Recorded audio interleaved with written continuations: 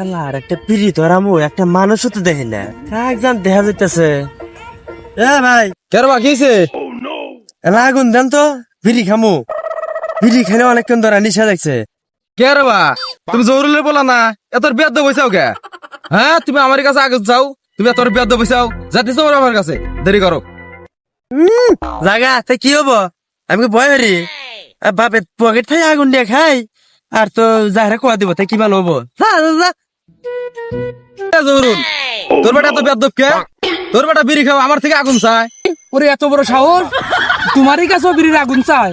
আমার পকেটটা চুরি করে খাই নাই না খাই গে রাস্তাঘাটে আগুন চাও তোরছে মান সম্মান লইলো না। ঠিক আছে ও আসুক, ওর বিচার আমি করতেছি, ভাই যাও। আচ্ছা থাক তাহলে।